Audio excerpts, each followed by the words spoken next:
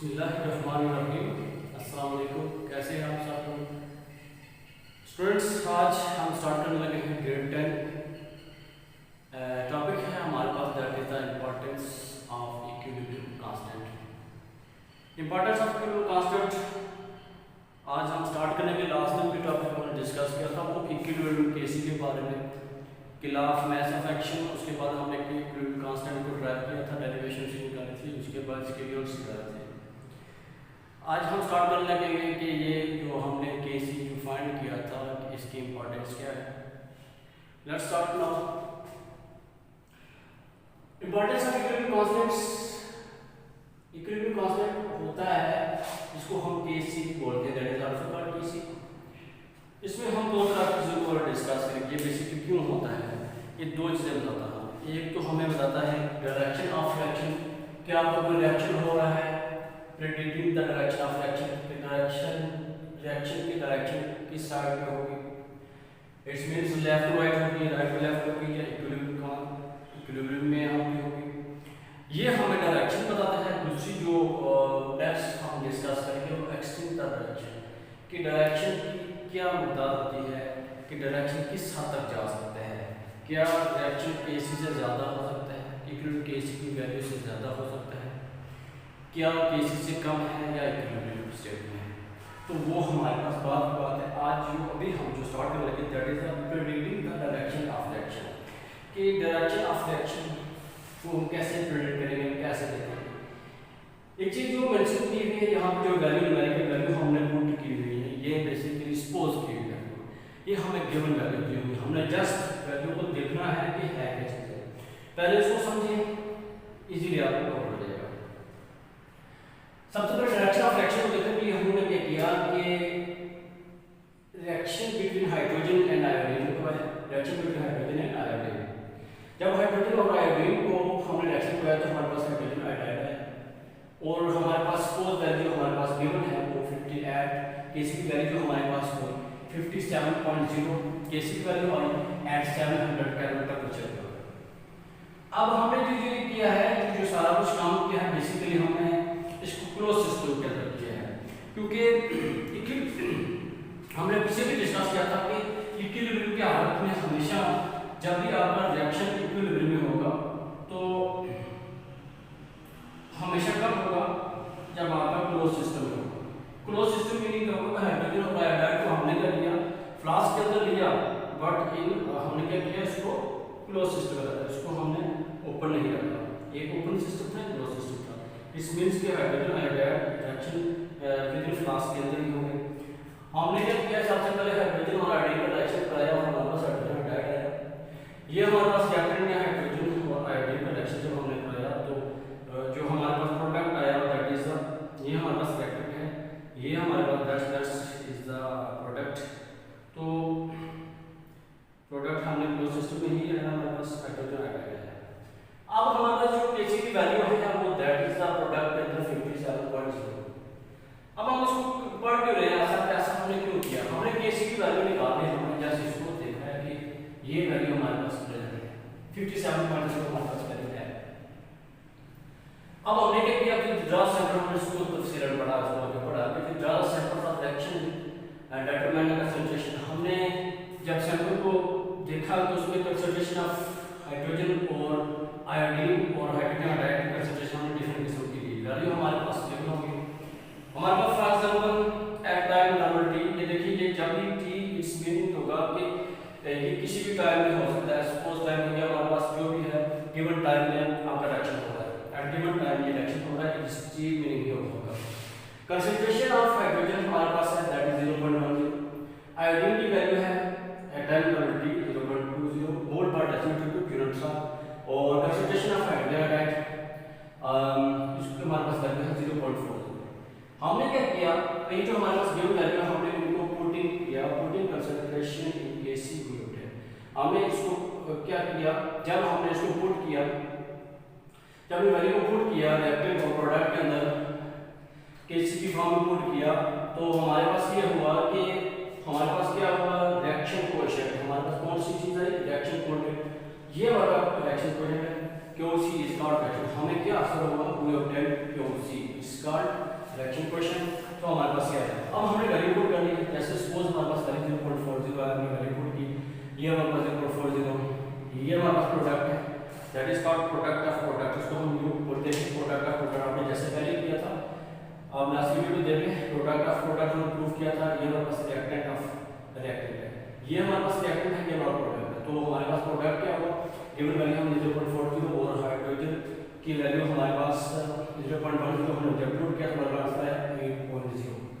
अब हमने ऐसे क्यों किया, अब जहाँ पे जो हमारा क्वेश्चन है मेन जिस पे हमारा फोकस है वही हम वहाँ पे आ चुके हैं कि जब देखें कि AC की वैल्यू क्या है 57.0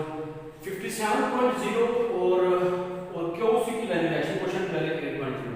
अब 57 बहुत बड़ा है किससे, 8.0 से। इट्स मींस क्या होगा कि अगर हम इसकी डायरेक्शन को फाइंड करें तो डायरेक्शन को फाइंड करें तो हमारे पास डायरेक्शन क्या बताती है।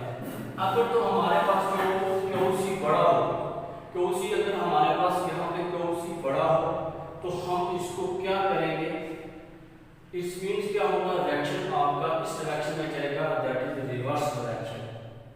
तो रिएक्शन आपका कौन सी डायरेक्शन में जाएगा, रिवर्स। ये जनरल आपको एक्सपोज एग्जांपल में है। अब आपने याद कर रखना है, ये सपोज हमने रिएक्शन कराया क्लोज सिस्टम के अंदर, इसकी वैल्यू केस की हमारे पास है 57.0, बट जब हमने रिएक्शन क्वेश्चन को देखा QC की वैल्यू हमारे पास 8.0। अब हमने ये देखना कि कौन सी वैल्यू ज्यादा है कौन सी कम है। तो QC क्वेश्चन की वैल्यू क्या हमारे पास कम है, इट्स मींस KC बड़ा है। रिएक्शन कौन सा होगा, रिएक्शन किस तरफ जाएगा, किस डायरेक्शन में जाएगा, रिवर्स डायरेक्शन में जाएगा, क्योंकि हम जस्ट पढ़ रहे हैं direction, that is the direction पढ़ रहे हैं। अब हम जो मेन फोकस है हमारा यहाँ पे है, इन चीजों को आपने याद रखना है। जब भी रिएक्शन को देखा जाता है कि डायरेक्शन उसकी देखी जाती है तो हमें कैसे देखना है, इट्स मींस क्या होगा कि predict the direction compare the value of QC and KC। जब हमने दोनों को कंपेयर किया तो हमें क्या पता लगा, अगर QC लेस देन KC से हो तो रिएक्शन किस तरफ जाएगा, लेफ्ट टू राइट जाएगा। इसकी मैक्रोस्कोपिक कैरेक्टरिस्टिक भी आपने पढ़ी थी कि जब भी जो हमारे पास रिएक्शन होता है लेफ्ट टू राइट हो जाएगा, लेफ्ट टू राइट जाएगा, तो इस मींस क्या होगा, रिएक्शन आपका किस डायरेक्शन में जाएगा, फॉरवर्ड डायरेक्शन जाएगा। जाहिर ये हमारे पास रिएक्टेंट है, ये हमारे फॉर एग्जांपल इस लिक्विड प्रोडक्ट है, तो रिएक्शन कहां पे जाएगा, फॉरवर्ड डायरेक्शन जाएगा, दैट इज फॉरवर्ड डायरेक्शन। आप ऐसे भी याद कर सकते हैं। तो अगर QC की वैल्यू लेस देन हो, इसमें अगर ये फॉर एग्जांपल यहां पे QC की वैल्यू क्या हो, लेस देन हो KC से, तो रिएक्शन कहां पे जाएगा, फॉरवर्ड डायरेक्शन में जाएगा। इफ QC वैल्यू क्या हो, अगर हमारे पास QC की वैल्यू ज्यादा हो तो रिएक्शन कहां पे जाएगा, रिवर्स डायरेक्शन में जाएगा। और डायरेक्शन कहां पे, इस तरह हम व्यू देखें, राइट टू लेफ्ट जाएगा, राइट टू लेफ्ट जाएगा, याद रखिएगा, लेफ्ट राइट टू लेफ्ट। अगर लेफ्ट टू राइट जाएगा, लेफ्ट ये हमारी साइड है, राइट ये साइड है, लेफ्ट टू राइट जाएगा तो हमारे पास क्या होगा, फॉरवर्ड डायरेक्शन। अगर राइट टू लेफ्ट जा रहा है, यू जा रहा है, तो डायरेक्शन कौन सा होगा, रिवर्स डायरेक्शन, रिवर्स होगा। अगर हमारे पास QC और KC की वैल्यू बिल्कुल एक जैसी आ जाए, बिल्कुल इक्वल आ जाए, तो रिएक्शन किस तरफ होगा, इक्विलिब्रियम की स्टेट में। इसको क्या बोलते हैं, इक्विलिब्रियम। याद रखिएगा ये 3 पॉइंट्स इंपॉर्टेंट है, बोर्ड में एग्जाम में ये चीजें दी जाती हैं कि डायरेक्शन कंपेयर हम QC और KC को देखकर कंपेयर दोनों करें तो डायरेक्शन आप कौन सी होगी। जस्ट आपने डायरेक्शन बता दी है कि अगर QC ये आपको जहाँ पे क्लियर नजर आ रहा है, देखिए ये साइज आपको नजर आ रहा है, छोटा है ये बड़ा है, ज़्यादा ये अगर KC वैल्यू बड़ी है फॉरवर्ड जाएगा, अगर KC वैल्यू छोटी है रिवर्स जाएगा, अगर इक्वल है तो इक्विलिब्रियम स्टेट होगा। ये हमारे पास प्रेडिक्ट डायरेक्शन ऑफ रिएक्शन। अगला जो हमारे पास है that is the extreme reaction, उसको हम डिस्कस करते हैं। स्टार्ट नेक्स्ट हमारे पास है, देखिए इंपॉर्टेंस ऑफ इक्विलिब्रियम में हमने स्टार्ट में बोला था कि हमें दो तरह की चीज़ें हमने, एक तो हम देखते हैं कि इक्विलिब्रियम कांस्टेंट में जब भी वैल्यू होती है पुटिंग की जाती है तो हमें देखा जाता है कि एक तो हमें डायरेक्शन ऑफ रिएक्शन आता है, हमने कंप्लीट कर लिया। नेक्स्ट हमारे पास है कि दूसरी जो हमारे पास है that is a predicting the extent of reaction, के रिएक्शन आपका किस हद तक जाएगा। इस मीन्स ये होगा, एक्सटेंट ऑफ रिएक्शन की मीनिंग होगा कि आपका रिएक्शन किस हद तक जा सकता है। अब इसकी 3 पॉसिबिलिटीज़ हैं। एक्सटेंट ऑफ रिएक्शन की। एक पॉसिबिलिटी है कि लार्ज न्यूमेरिकल वैल्यू अगर आ जाए, एक पॉसिबिलिटी है स्मॉल न्यूमेरिकल वैल्यू अगर को आ जाए, अगर तीसरी पॉसिबिलिटी है कि न्यूमेरिकल वैल्यू ना तो लार्ज हो नेवर ना ही स्मॉल हो। दो चीज़ें पॉसिबिलिटीज हो, दोनों में से हम दोनों को कंपेयर करेंगे, ना तो स्मॉल इक्वल, इस मीन्स क्या होगा इक्वल होगा। अगर फर्स्ट हम डिस्कस करें न्यूमेरिकल वैल्यू हमारे पास गिवन हो, हमें पता है कि ये वैल्यू हमारे पास है, पॉसिबिलिटीज हमारे पास अगर large numerical value of KC, अगर हमारे पास KC की वैल्यू, ये हमारे पास रिएक्शन दिया हुआ कार्बन मोनोऑक्साइड का रिएक्शन ऑक्सीजन से कार्बन डाइऑक्साइड, तो हमारे पास KC की वैल्यू हमारे पास है, इट मीन्स 2.2 मल्टीप्लाई 10 की पावर 22। ये हमारे पास जो वैल्यू है, क्योंकि ये हमारे पास दैट इज द रिएक्टेंट, ये हमारे पास क्या है प्रोडक्ट। अब रिएक्टेंट टू प्रोडक्ट हो रहा है, हमने प्रोडक्ट में देखना कि KC की वैल्यू कितनी है 2.2।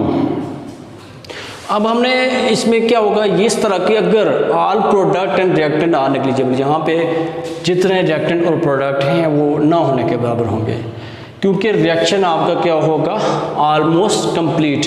इस मीन्स क्या होगा, ये जो आपकी वैल्यू है KC की इट्स वेरी लार्ज, ये बहुत ज़्यादा है, वेरी लार्ज होगी, इस वजह से क्या होगा रिएक्शन आपका ऑलमोस्ट कंप्लीट हो चुका होगा। दूसरी चीज़ स्मॉल न्यूमेरिकल वैल्यू, अगर हमारे पास न्यूमेरिकल KC की वैल्यू स्मॉल आ जाए तो क्या हम रिएक्शन को फाइंड कैसे देखते हैं।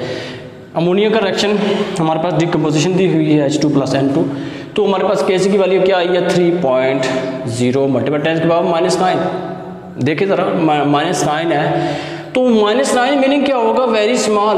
अगर KC की वैल्यू वेरी स्मॉल हो, वेरी स्मॉल, तो हम इसको कैसे देखते हैं, हम इसको यूँ देखते हैं कि रिएक्टेंट आर प्रेजेंट, हमारे पास रिएक्टेंट तो हैं, प्रोडक्ट हमारे पास क्या होंगे, जो हमारे पास प्रोडक्ट हुआ वो निग्लिजिबल होगा। पॉइंट याद रखिएगा, ये जो पॉइंट है इनको आपने फोकस करना है, वैल्यू आपके सामने प्रेजेंट होंगी, बट आप लोग इसको कैसे देखना है कि रिएक्टेंट तो हमारे पास प्रेजेंट है, जैसे ये रिएक्टेंट है, ये प्रोडक्ट है। अब प्रोडक्ट क्या होंगे, निग्लिजिबल ना होने के बराबर होंगे। Reaction never goes to complete, इस तरह का रिएक्शन जिसकी वैल्यू स्मॉल आ जाए, वेरी स्मॉल आ जाए, जिसमें वेरी स्मॉल, तो रिएक्शन क्या होता है नेवर गो टू कंप्लीट, मतलब कंप्लीट नहीं होगा। वेरी लार्ज हो reaction almost complete. Numerical value अगर नेदर स्मॉल और नेदर क्या होगा नारा लार्ज, अगर कोई न्यूमेरिकल वैल्यू ना ही बड़ी हो ना ही छोटी हो, और उसको कैसे देखते हैं, तो हमारे पास क्या होगा रिएक्टेंट ये है, ये हमारा रिएक्टेंट है, ये प्रोडक्ट है, तो हम देखते हैं रिएक्टेंट एंड प्रोडक्ट आर क्या होंगे इक्विलिब्रियम की स्टेट में होंगे। ये हमारे पास 3 पॉसिबिलिटीज़ हैं, याद रखिएगा 3 पॉसिबिलिटीज़ हमने इनको देखना है, ये पूरा टॉपिक हमारा इन पे जा रहा है।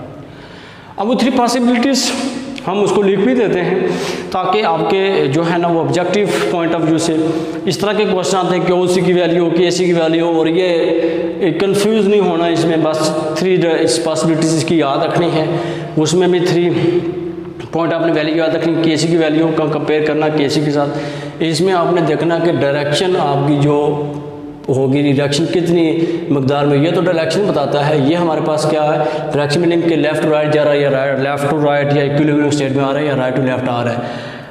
रिएक्शन आपका कितनी अमाउंट में है कि जो वैल्यू हमारे पास KC की वैल्यू वो ज़्यादा है, कम है या इक्वल है, ये हमारे पास सेकंड जो हमारे पास एक्सटेंट डायरेक्शन बता रहा है।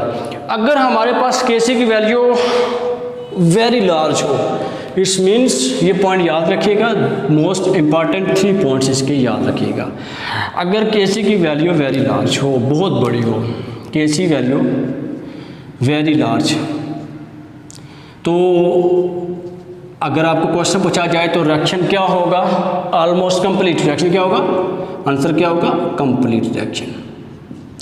अगर KC की वैल्यू वेरी स्मॉल हो तो रिएक्शन क्या होगा नॉट कंप्लीट या नेवर कंप्लीट, नॉट कंप्लीट या नेवर कंप्लीट। अगर KC की वैल्यू इक्वल हो, ठीक है, ना हो लार्ज हो, never nor large nor large, ना ही छोटी हो ना हो बड़ी हो, स्मॉल मीन्स इक्वल तो नहीं कहेंगे, नेवर लार्ज या never small, nor small never, आपको यूँ कह सकते हैं it is a neither small या नेदर लार्ज, तो ना ही छोटी हो ना ही बड़ी हो। इसका आंसर क्या होगा, इसका मीनिंग होगा कि रिएक्शन क्या होगा इक्विलिब्रियम स्टेट में आएगा। तो ये हमारे पास 3 ऑब्जेक्टिव पॉसिबिलिटीज आ सकती हैं कि रिएक्शन कंप्लीट कब होता है, ये भी आ सकता है जब वैल्यू Kc की ज़्यादा हो। कब कंप्लीट नहीं होता, जब स्मॉल हो। इक्वल तब होता है ना ही छोटी हो ना ही वो बड़ी हो। तो आज के लिए इतना ही हमारे पास Kc की वैल्यू आए। चैप्टर आपका हो गया कंप्लीट। इंशाल्लाह नेक्स्ट चैप्टर हम स्टार्ट करेंगे ग्रेड 10 के लिए। तो ये आपके पास ऑब्जेक्टिव पॉइंट ऑफ व्यू से ये 3 पॉइंट्स इंपॉर्टेंट है, की पॉइंट्स ये आपका मेन फोकस इन पे होना चाहिए आपका। आज के लिए इतना ही। नेक्स्ट टॉपिक में आपके लिए एक नई वीडियो के साथ आएंगे इंशाल्लाह। जहाँ तक समझ नहीं आती, अब लास्ट वीडियो पूरे चैप्टर में देखें, वहाँ पे आपको लिंक भी भेज दिया जाएगा नीचे कि कौन से आपने जो टॉपिक पढ़े हैं law of mass of action के यूनिट्स और Kc का जो भी हमने पढ़ा था, तो वो इसके रिलेटेड ही आप उसको पढ़ें तो आपको वहाँ से ज़्यादा बेहतर समझ में आएगा। आज के लिए इतना ही। अल्लाह हाफ़िज़, अपना ख्याल रखिएगा।